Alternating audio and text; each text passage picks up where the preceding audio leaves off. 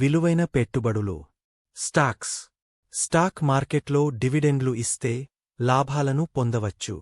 దీర్ఘకాలంలో మంచి కంపెనీల్లో పెట్టుబడి పెడితే వార్షికంగా డివిడెండ్లు వచ్చి వస్తాయి. ప్రాపర్టీని కొనుగోలు చేసి అద్దెకు ఇవ్వడం ద్వారా నెలనెలా స్థిరమైన ఆదాయం పొందవచ్చు. ప్రాపర్టీ విలువ కూడా పెరుగుతుంటుంది. 2 ఆన్లైన్ ప్లాట్ఫారంలు. యూట్యూబ్.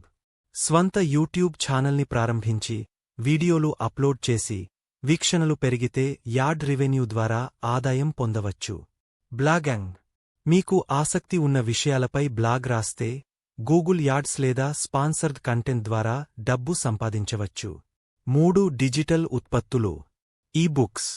ఈబుక్ రాసి అమెజాన్ కిండిల్ వంటి ప్లాట్ఫారంలలో అమ్మితే ప్రతిసారి ఎవరో ఒకరు కొనుగోలు చేసినప్పుడు డబ్బు వస్తుంది.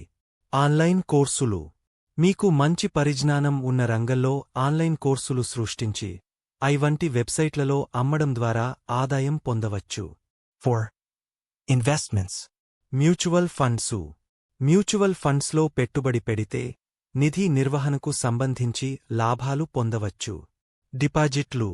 ఎఫ్డి ఓషిక్థంష్ లేదా ఆర్డి షేషౌథంష్ ద్వారా బ్యాంకు వడ్డీ రూపంలో నెలనెలా ఆదాయం పొందవచ్చు.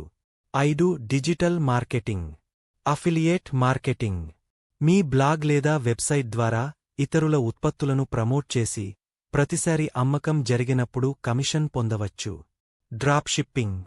మీరు ఉత్పత్తులను తేవకుండానే కస్టమర్లకు నేరుగా సరఫరా చేయించడం ద్వారా లాభాలను పొందవచ్చు. 6. Automated business models. ఫ్రాంచైజీ మోడల్ను ఉపయోగించి మొదట పెట్టుబడి పెడితే తర్వాత రెగ్యులర్ ఆదాయం వస్తుంది. అధికార పరికరాలు. మీకు స్వంతంగా ఉత్పత్తులు ఉంటే వాటిని ఇతరులకు లైసెన్స్ ఇచ్చి వాడుకోవడానికి అనుమతి ఇచ్చి రాయల్టీలు పొందవచ్చు.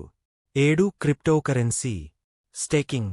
క్రిప్టోకరెన్సీలను నిల్వచేసి స్టేకింగ్ ద్వారా ప్యాసివ్ ఆదాయం పొందవచ్చు. క్రిప్టోకరెన్సీ మైనింగ్ చేయడం ద్వారా ఆదాయం పొందవచ్చు, కానీ ఇది కొంత పెట్టుబడి కావాలి.